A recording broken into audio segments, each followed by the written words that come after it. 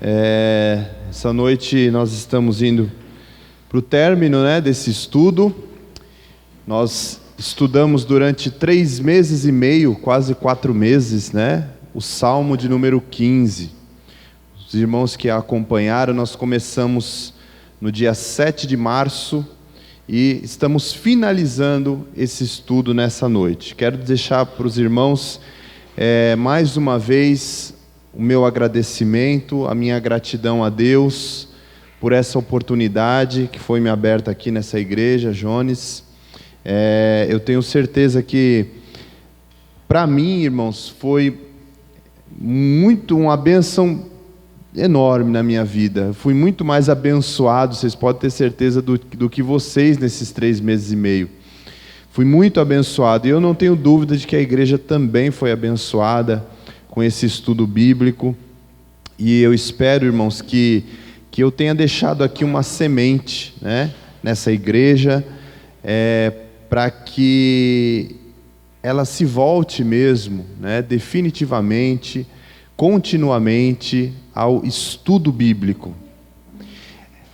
Se eu perguntar para os irmãos aqui, quem gosta, de num domingo, depois de um culto, ir numa pizzaria, todo mundo gosta, aquele domingo, sai do culto, vamos para a pizzaria, e aquele banquete, ou então uma churrascaria, um rodízio, e aí você vai, você se farta naquela pizzaria, você se farta naquele rodízio. É bom ou não é, irmãos? É bom, Mas, irmãos, não é a pizzaria, não é o rodízio que te alimenta, que te mantém de pé.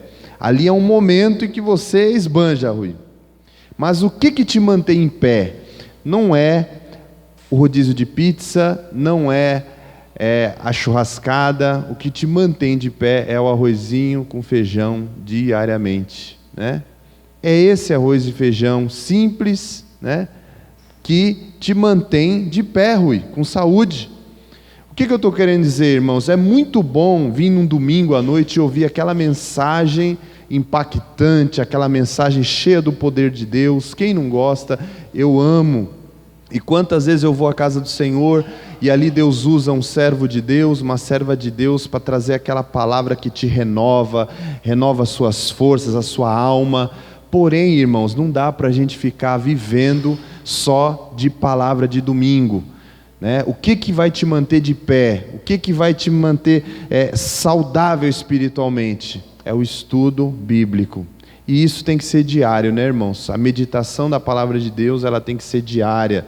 1 versículo, 2 versículos, um trecho, uma passagem da Bíblia, diariamente. Tem irmão que às vezes fala, poxa, Binho, mas ler uma passagem bíblica todo dia é muito difícil. Mas ele lê, o jornalzinho todo dia, ele lê a revista de repente todo dia, ele vê, ele lê... Nós temos aí o costume, do WhatsApp. No WhatsApp tem aqueles textos desse tamanho, irmãos. Eu não consigo, eu não tenho paciência de ler. Eu confesso, todo mundo que me manda eu falo, eu não leio. Eu não tenho paciência de ler aqueles textos prontos. Mas tem gente que lê aqueles textos prontos, Se ao invés dele ler aqueles textos prontos, lesse versos da Bíblia, seria mais produtivo, Mas as pessoas dizem que não tem tempo de ler o texto da Bíblia, mas tem tempo de ler aqueles baita textos desse tamanho, porque eles leem e vai repassando, Irmãos, vamos tentar fazer o seguinte, vamos começar a ler o trecho bíblico e ir repassando. Vamos ler um texto e começar. Rui, eu meditei hoje no texto tal. Rodrigo, eu meditei na palavra tal, e vai repassando, Vamos deixar que o WhatsApp faça esse trabalho por nós. Nós mesmos podemos fazer isso. Então, o que eu estou querendo dizer, gente? Há algo que nos mantém de pé na igreja. E eu penso que são 2 coisas que mantêm a igreja de pé, o crente de pé. É a oração e o estudo da palavra, irmãos. Uma igreja, ela pode ter tudo. Se ela não tiver oração e não tiver estudo da palavra, irmãos, ela não vai resistir aos ataques, às retaliações do inferno. Ela não vai resistir aos ventos que sempre irão soprar na igreja verdadeira de Cristo, E então é oração e estudo da palavra, irmãos. Nós não podemos negligenciar essas 2 coisas. Quando eu digo que eu espero ter deixado uma semente aqui, é para que os irmãos, os obreiros, comecem a fazer os seus estudos bíblicos em casa. porque aí, na medida em que você vai fazendo os seus estudos bíblicos em casa, uma hora vai aparecer oportunidade para você na igreja, uma hora o Jones vai falar, nossa, eu estou precisando de alguém para ministrar um estudo, e você vai falar, eu estudei em casa, eu estou estudando um livro da Bíblia em casa, eu estou lendo um livro, eu estou aprendendo, então eu posso ser canal de bênção, né? Então que vocês possam adotar essa prática, irmãos, que é uma prática louvável. Então eu quero agradecer, nós estamos encerrando essa noite, e eu queria ler novamente o Salmo de número 15 com os irmãos. Vamos abrir o livro de Salmos, número 15, para nós lermos juntos.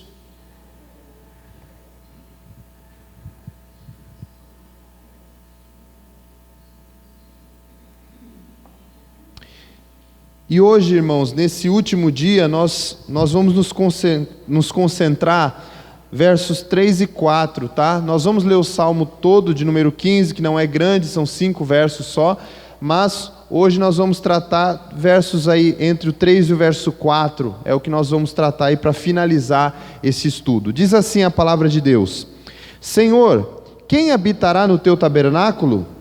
Quem poderá morar no teu santo monte? Aquele que vive com integridade, pratica a justiça e fala a verdade de coração. Olha o verso 3: que não difama com a língua, nem faz mal ao próximo, nem calunia seu amigo. Aquele cujos olhos rejeitam o desprezível, mas que também honra os que temem o Senhor. O que não volta atrás, mesmo quando jura com prejuízo. Que não empresta seu dinheiro exigindo os juros, nem recebe suborno contra o inocente. Aquele que agir assim nunca será abalado. Amém? Bom, hoje nós vamos entrar aqui, irmãos, usando a língua com sabedoria, né? A língua, irmãos, é um dos membros do nosso corpo, né? É o músculo do nosso corpo, e não é o menor membro, mas é um dos menores membros do nosso corpo, mas que tem um potencial muito grande, Silas. A língua do homem tem um potencial tanto destrutivo quanto construtivo. Se você ler a carta de Tiago, irmão de Jesus, Tiago vai falar sobre a língua, e ele vai dizer que a língua, ela é como o leme de um navio, né? Vocês imaginam um navio, o tamanho que é um navio, né? Enorme. E aquele navio, ele é guiado por um leme, que é no máximo do tamanho desse púlpito, né? Um leme de navio, onde o capitão do navio ali vai conduzir. Agora pense, um navio daquele tamanho, sendo conduzido por uma peça tão pequena, né? Como o leme. Assim, Tiago vai dizer que é o corpo. A nossa língua, ela conduz, ela guia todo o nosso corpo. E ele vai dizer também, esse no lado positivo, né? Então, dependendo de como esse membro, a nossa língua é usada, vai guiar o nosso corpo para caminhos corretos, né? Mas também ele vai dizer que a língua é como uma fagulha, né, de fogo, que é capaz de incendiar uma floresta inteira. Veja que quando nós falamos de uma floresta enorme, não é preciso um grande fogaréu para queimar e incendiar uma floresta inteira, basta um faísco, aquele raio que cai no meio da floresta e que sai uma fagulha. Essa fagulha tão insignificante é capaz de incendiar toda a floresta. Assim é a língua, irmãos. Uma língua mal usada, ela é capaz de incendiar todo o corpo de Cristo. E é muito sério isso, né? No meio de um corpo, né, no meio de um grupo de irmãos, de uma comunidade de irmãos, como que o mau uso da língua pode afetar toda a igreja, pode atingir e pode prejudicar toda a igreja, tá? Então isso é muito sério, e nós estamos falando aqui daquele que vai habitar no santo monte do Senhor, daquele que vai morar no tabernáculo do Senhor. Esse tem que ter uma língua convertida, uma língua consagrada, uma língua santa, para que ele possa edificar. Um ponto que foi abordado aí no verso 3 do capítulo 15 é que Aquele que vive com integridade é aquele que não difama com a sua língua e nem lança injúria contra o seu vizinho, que diz o texto aí. Então, não difama, né?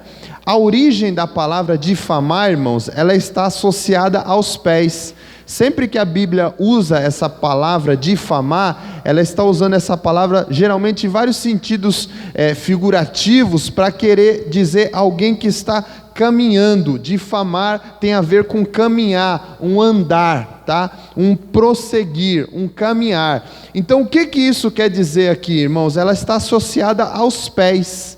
A palavra difamar na Bíblia, ela vai estar ligada aos pés dos que andam, tá? O texto quer dizer, irmãos, o quê? Que os cidadãos dos céus não saem por aí caminhando, investigando a vida dos outros e com a sua língua denegrindo as pessoas. Veja, o que não difama com a sua língua, ou seja, o que não caminha, né? Aquele que não anda com a sua língua difamando. Olha só, irmãos, isso parece algo tão assim, bobo, né? Porque, poxa, mas claro que o crente não vai sair difamando por aí. Será? Será que nós estamos tratando realmente de algo que é difícil, não existe no meio do povo de Deus? Ninguém que saia difamando, ninguém que saia caminhando, indo de casa em casa. O que a Bíblia diz que nós devemos sim ir de casa em casa, mas ir de casa em casa pregando o Evangelho. E quando nós ouvimos que há alguém que vai de casa em casa difamando o irmão, isso é triste, né, irmãos? Mas é uma realidade que nós vivemos e que nós ouvimos falar. Eu não sei, irmãos, como que vai ser a tratativa, né, do Senhor com esse irmão, com essa irmã, com esse membro do corpo de Cristo, no dia de prestação de conta, quando ele tiver que se dar com Deus. E Deus, a palavra de Deus diz que todos os nossos atos, né, estão ali descritos nos livros. Os livros serão abertos naqueles dias, né? E de repente aquele irmão que, ao invés de sair de casa em casa, dos perdidos, para poder falar do amor de Cristo, para falar do perdão de pecados, para falar da salvação, as boas novas do Evangelho, ele estava indo de casa em casa difamar o irmão, difamar a irmã. Como é que vocês imaginam essa tratativa desse homem com Deus naquele dia, irmãos? Complicado, né? Ao contrário, irmãos, a nossa língua, que caracteriza bem a nossa humanidade, tá? Deve ser usada como medicina. Olha só que interessante, o salmista, Salomão, no Provérbios capítulo 12, verso 8, ele diz: alguém a cuja tagarelice é como pontas de espada, mas a língua dos sábios é medicina.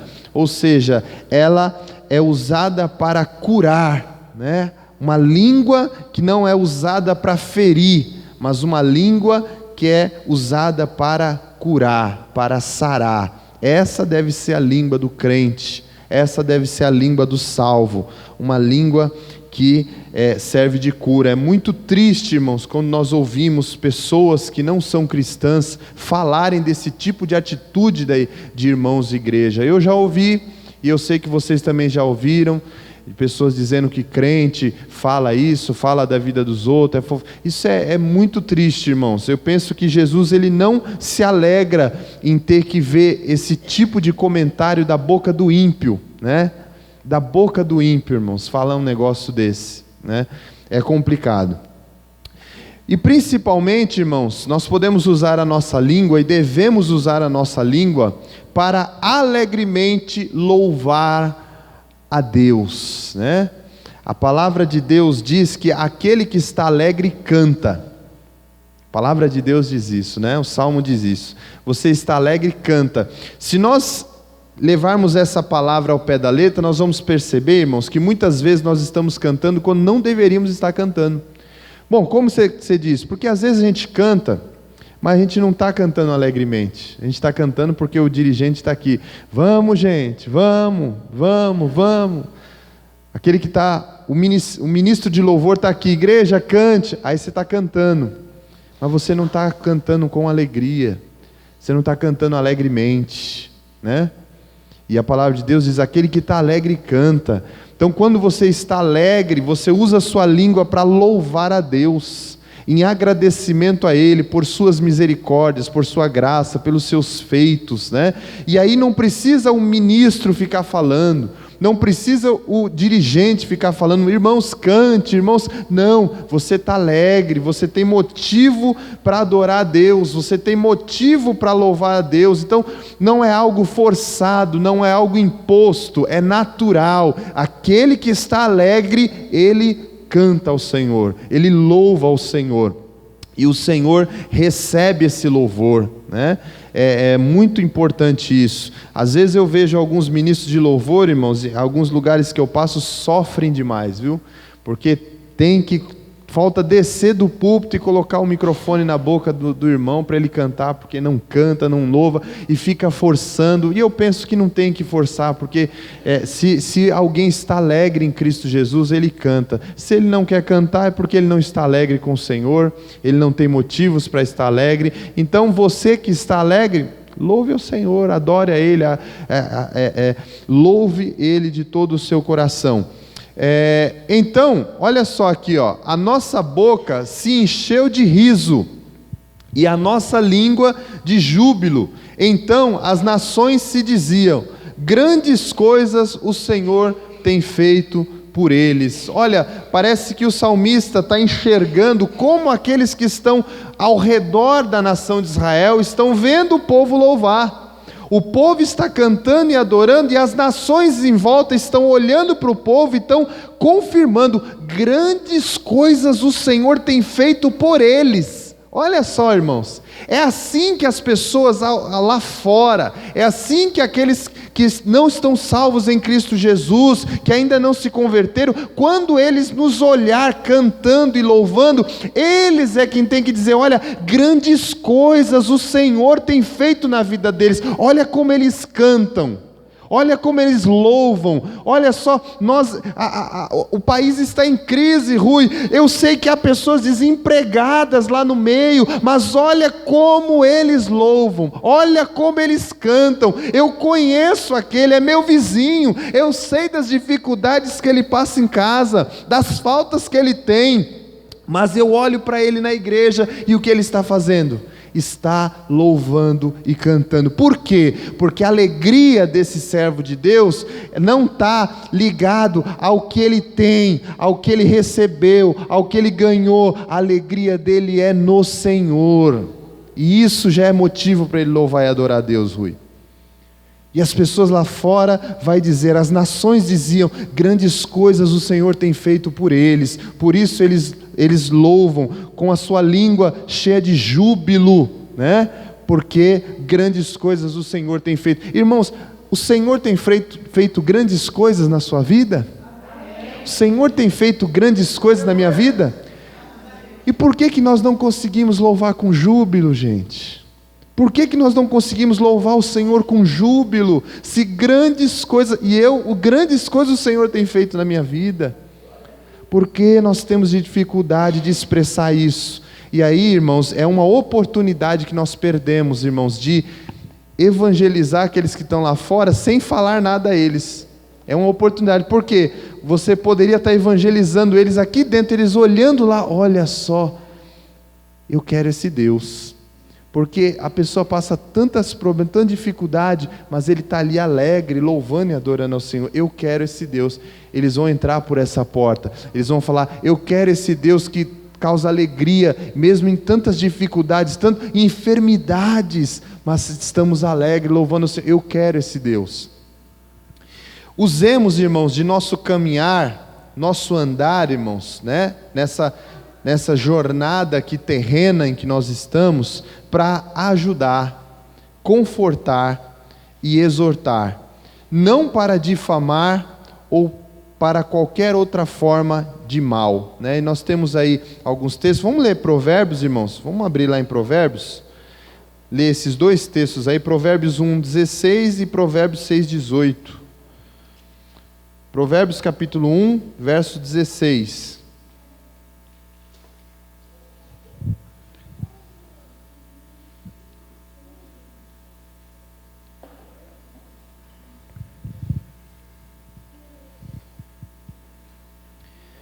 Provérbios capítulo 1, verso 16. Olha só o que diz: pois os pés dos pecadores correm para o mal, e eles se apressam em derramar sangue.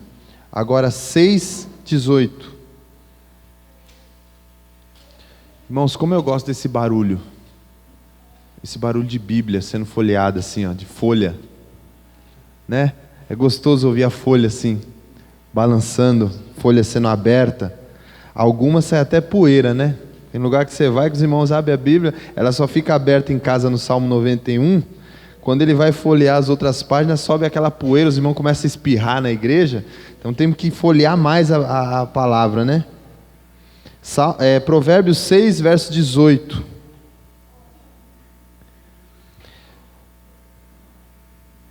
Coração que faz planos perversos, pés que se apressam a praticar o mal. Então nós estamos vendo um contraste aqui, né? Nós estávamos falando até agora dos pés dos que temem a Deus. Aqui o Salomão ele vai falar dos pés daqueles que praticam o mal, que caminham para fazer a maldade, que se apressam em praticar o mal. E nós devemos praticar o quê? O bem, ajudar, irmãos. Se eu não posso ajudar o meu irmão, também não vou atrapalhá-lo. Confortar e exortar, né? O irmão. Essa questão de exortar, a gente pensa que exortar é dar bronca, né? E não é bem assim. Exortar é você ensinar, é você falar que de repente aquilo que ele fez está errado, mas você tem que mostrar o que é certo, né? Não adianta nós chegarmos na pessoa e dizer a ela: você foi errado, você fez errado, atitude errada, mas não falar para ela qual que é a atitude certa. Não adianta, né? Então exortar é você chamar, você conversar, você ensinar. Olha o que diz Isaías, capítulo 52, verso 7. Quão formosos são os montes, são sobre os montes os pés. Olha a figura dos pés, olha só. Sempre usando esses pés como a caminhada do servo de Deus, da serva de Deus. Quão formosos são sobre os montes os pés dos que anunciam as boas novas, que faz ouvir o que, gente? A paz, que anuncia coisas boas, que faz ouvir a salvação, que diz a Sião: o teu Deus reina. Olha só, irmãos, quão formosos são os pés daqueles que anunciam e faz ouvir a paz, né? Tem irmãos que você, quando vê ele chegando na igreja, você até corre dele, porque é o irmão da Atena, é o irmão Gil Gomes, porque ele só vem com notícia ruim, só vem falar de morte, só vem falar de... Não, irmãos, a nossa língua, os nossos pés devem ser usados para anunciar e fazer ouvir a paz, as boas novas do reino, né? Isso é importante, irmãos. Assim, cuidemos bem dos nossos pés e da nossa língua, irmãos, usando-os dentro dos propósitos santos de Deus, tá? E então, é muito importante que nós possamos usar os nossos pés e a nossa língua sempre dentro dos propósitos santos de Deus. Se eu não tenho capacidade nenhuma de poder falar algo para o meu irmão, então de forma alguma eu irei prejudicá-lo, eu irei difamá-lo, né? Tirar a boa fama dele. Às vezes é uma pessoa dedicada, que já fez o bem para muita gente, e alguém chega e fala: poxa, aquele irmão ele me ajudou, aquele irmão é benção, e você fala, aí você, não, mas sabe o que é? Você começa a querer falar alguma coisa de defeito dele, para tirar aquela boa fama dele, né? Para difamar mesmo. Mas não deve ser esse o procedimento daquele que quer habitar no santo monte do Senhor, daquele que quer morar no tabernáculo de Deus. Não lance injúria, isso é um ponto também no verso 3, nem lance injúria contra o seu vizinho. Não lançar injúria, irmãos, é a ideia de não insultar, não ridicularizar, nem muito importante, desdenhar e escarnecer do seu vizinho. Aqui a palavra vizinho também pode ser traduzida como aquele que está próximo de você, o seu semelhante, tá? Daquele que é próximo, fisicamente, chegado ou mesmo parente, tá? Então, não lançar injúria é essa ideia de ofender, né, de alguma forma, o seu vizinho, o seu parente, o seu irmão, aqueles que estão próximos de você, através de insulto, através de escárnio, ridicularização e também de desdenho também, tá? Com o convívio tão próximo que nós temos, irmãos, às vezes frequentando a mesma igreja ou grupo de oração, nós podemos passar a conhecer os defeitos do próximo e de suas dificuldades e de seu caráter. Então, essa convivência nossa entre irmãos, né? Nós começamos a nos encontrar na casa do Senhor, começamos a nos encontrar em reunião de oração. Essa proximidade, você vai notar uma coisa. Primeiro, você vai perceber muitas qualidades no seu irmão. Isso é fato. Você vai perceber o quanto que ele é amoroso, o quanto que ele ama as almas, o quanto que ele é um bom companheiro, Silas. Você vai perceber as qualidades desse irmão. Mas outra coisa também não deixa de ser verdade. Você vai começar a perceber os defeitos, Rui. Esse convívio, você vai enxergar defeitos no seu irmão.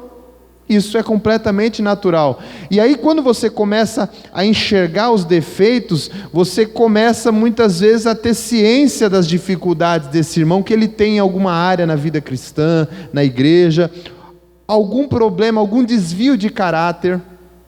Às vezes nós começamos a andar com o irmão e de repente a gente conhecia ele de ouvir falar e a gente tinha uma estima, né? Achava que ele era um semideus, né? Nossa, esse irmão, e de repente você começa a andar com ele e você percebe que ele é falho, que ele é um ser humano como qualquer outro, que ele peca, que ele falha, às vezes, irmãos, até desvio de caráter. E aí eu penso que um desvio de caráter, ele é tolerável dentro da medida em que ele é um irmão novo na fé, Rui, que se converteu há pouco tempo, que está amadurecendo, né, na fé, e nós entendemos que ali possa haver algum desvio de caráter, porque essa pessoa ainda está sendo trabalhada pelo Espírito Santo. É diferente de um obreiro, ok? Nós falamos de obreiro, aquele que já está na casa do Senhor há um bom tempo, que já conhece a palavra de Deus, que já é convertido há anos, que já exerce cargo na igreja. Aí não pode haver desvio de caráter, irmãos. Aí é inadmissível. O caráter tem que ser um caráter ilibado. Para obreiro não há justificativa. Agora, você não pode, a pessoa que aceitou a Jesus hoje, Rui, entender que quando ela entrou por aquela porta, é uma porta mágica em que ela agora, o seu caráter foi totalmente transformado. Não, ela veio para Cristo, ela nasceu de novo.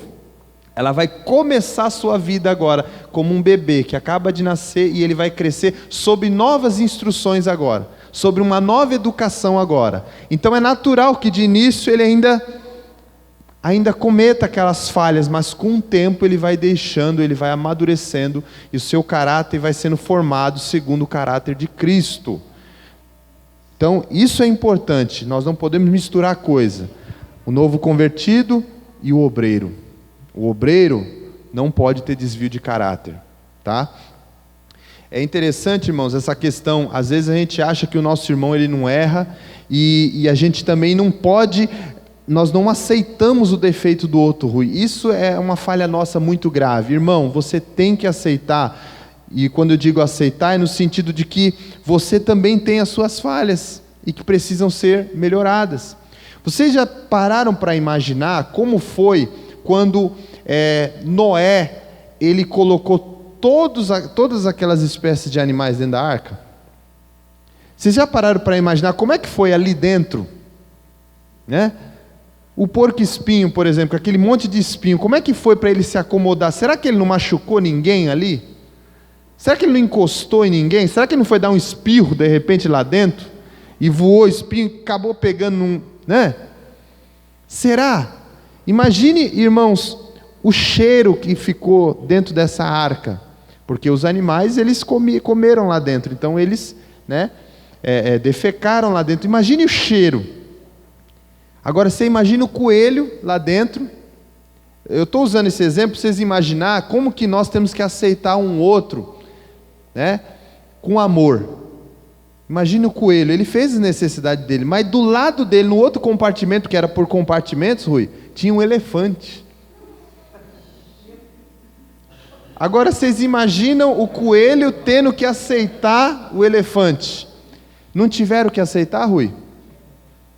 O leão, gente, imagine o leão, né? O leão lá dentro, lá fora, ele rugia, ele era o rei da floresta, né? Vários animais faziam parte da cadeia alimentar do leão, né? Que certamente não passaria por ele e continuaria vivo. Mas dentro da arca o leão teve que baixar a bola.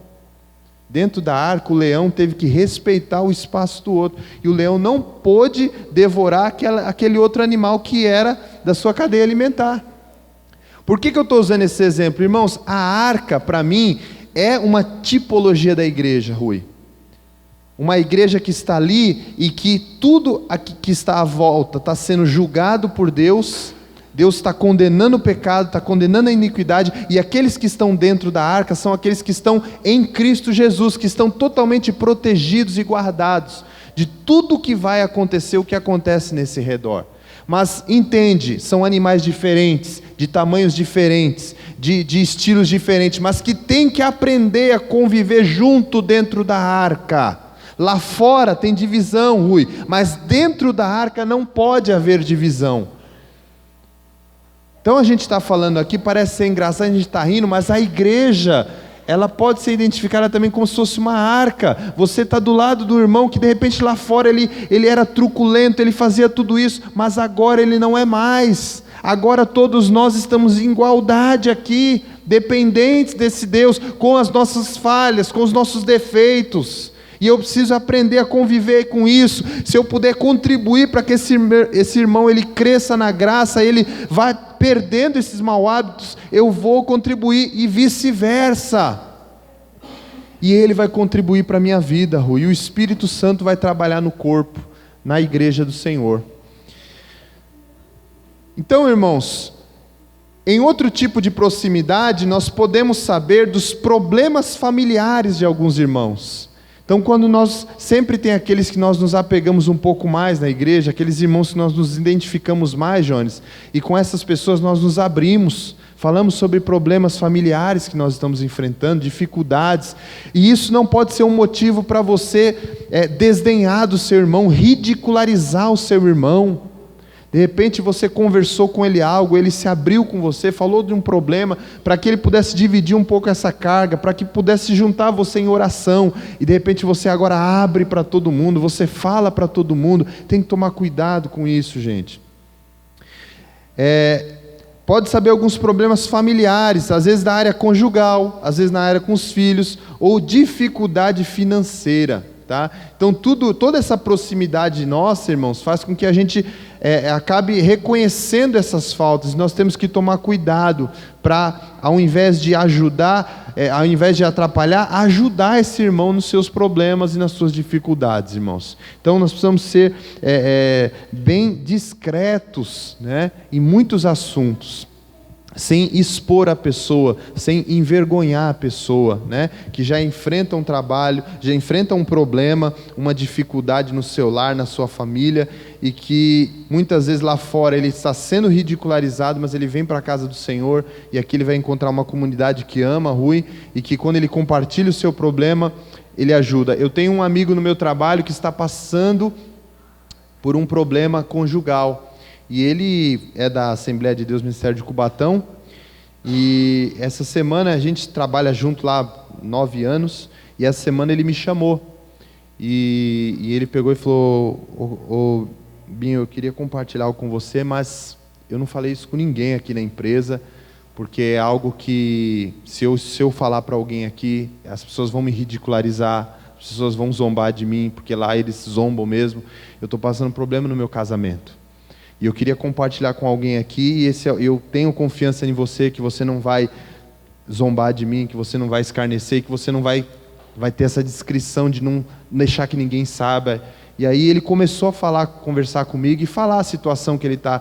E eu lá no nosso Gêmeos, coloquei o nome dele em oração, tenho orado por ele, pelo casamento dele. Então é isso, irmão. Se eu não posso ajudar, no mínimo a oração, Rui. O que eu não posso é pegar e agora escarnecer dele, o que eu não posso agora é zombar dele, o que eu não posso é deixar de estender a mão para ele, porque amanhã eu posso de repente precisar de uma mão amiga, e eu sei que o Senhor vai me honrar e vai ter alguém para estender a mão para mim também. Então é isso, irmãos. Mas é interessante, ele viu em mim, né, alguém que ele pudesse compartilhar o seu problema, e eu tenho certeza que ele hoje está bem mais aliviado em compartilhar o que ele está passando do que se ele estivesse guardando só para si.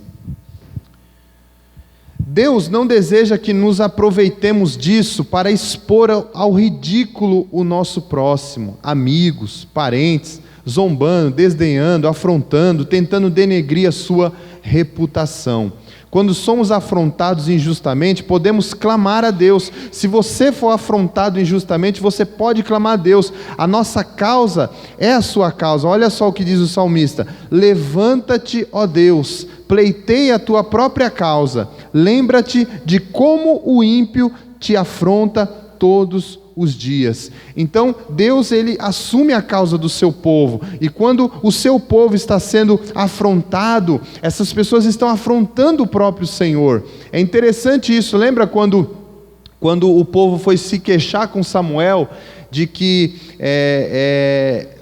eles não estavam aceitando, né, o sacerdócio, a liderança de Samuel, eles queriam um rei. E aí Samuel vai repreender, e Deus fala com Samuel: Samuel, não é você que eles estão rejeitando, mas a mim, é eu que eles estão rejeitando, porque você é meu representante aí.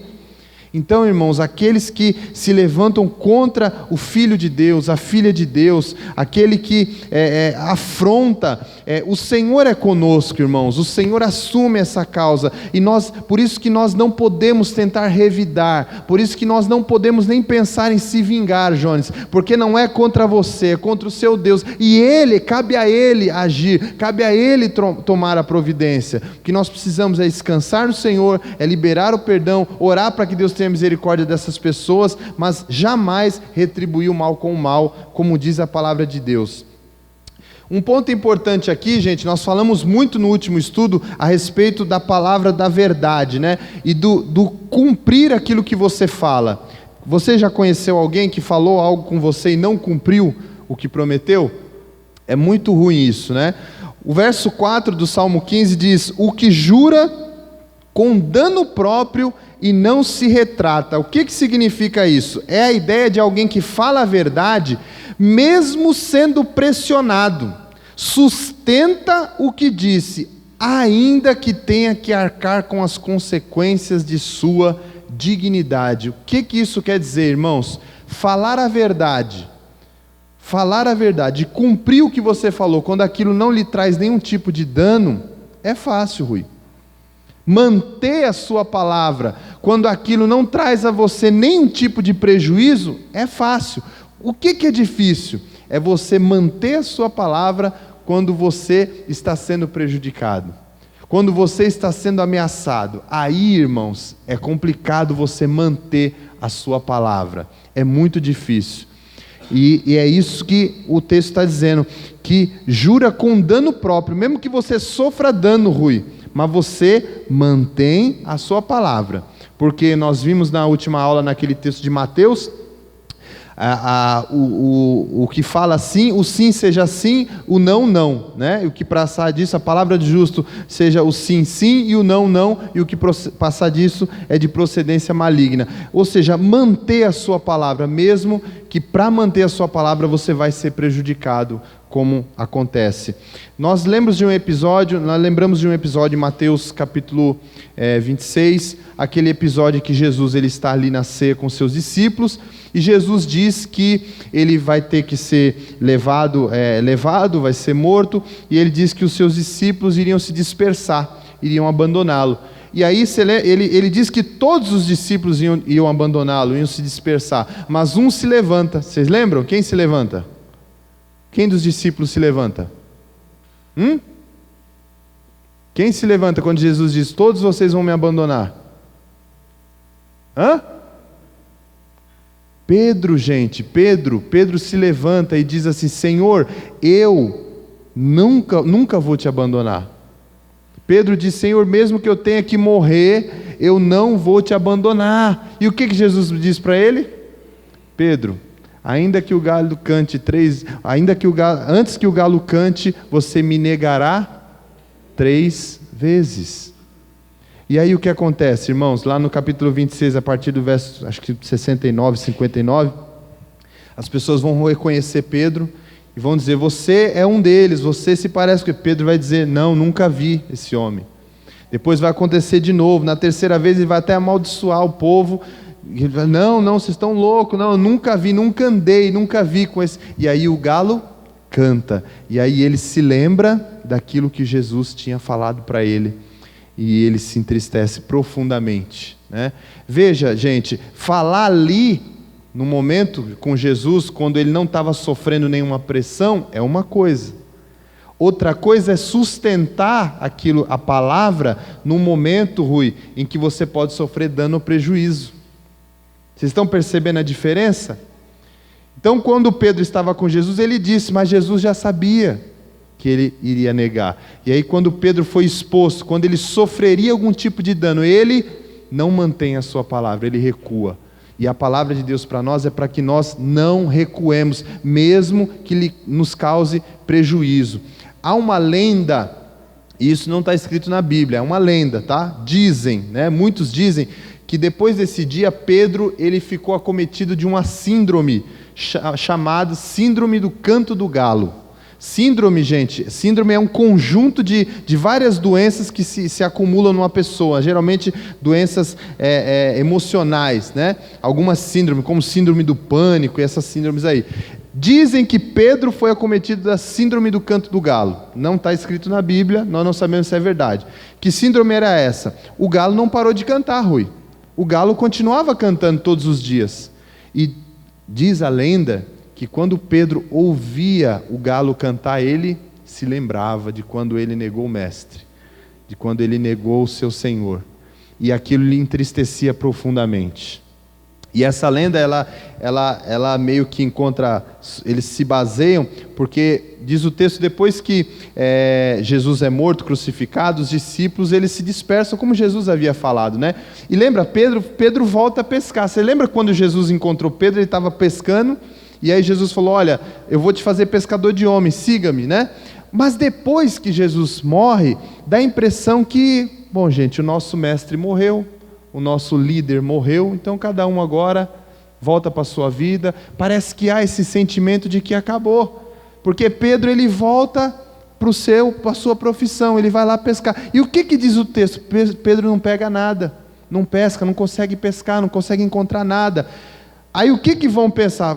Pedro era um homem muito hábil no que ele fazia, né? E ele pescava, e ali é onde Jesus vai ter um encontro com ele, naquela pesca maravilhosa. Mas veja só, gente, parece que Pedro estava com seu emocional abalado. Parece que ele já não era mais um Pedro que era, por conta talvez desse sentimento, Rui, de culpa, né? Então, negativamente, a síndrome dessa canto do galo, se é que Pedro ficou com essa síndrome, negativamente, o acusava. Eu neguei, ele só fez o bem para mim, eu falei para ele que eu não negaria. Mas também há um lado positivo nisso, tá? Quando nós olhamos nessa síndrome de Pedro como a síndrome do canto do galo como algo positivo, nós podemos pensar que a cada vez que o galo tocasse, Pedro pudesse lembrar de que ele por ele mesmo não era capaz, né? De que a sua força não estava nele mesmo, como ele afirmou quando ele estava conversando com Jesus, eu não te negarei, eu não vou cair, eu vou até a morte. Pedro se encheu, parece, naquele momento, né? E ali parece que Jesus vai ensinar uma lição, que não é por nós mesmos, não é pela nossa própria força que nós vencemos as tentações, não é pela sua própria força que você passa pelas provações. Nós precisamos entender que sem a graça do Senhor Jesus, sem a o auxílio, o socorro do Senhor, nós não podemos vencer, Rui. Nós não conseguimos resistir. É com o auxílio do Senhor. Então, não é chamar para si dizer, eu posso, eu aguento. Não, a palavra de Deus diz que nós tudo podemos naquele que nos fortalece. Então, quando o galo cantava, de repente, ele podia pensar, não é na minha própria força, não é no meu próprio querer, não é na minha própria capacidade, porque ele lembrou que quando ele disse que era por ele mesmo, ele falhou, mas ele poderia lembrar, sempre quando o galo cantasse, ele ia lembrar, as minhas forças vêm do Senhor.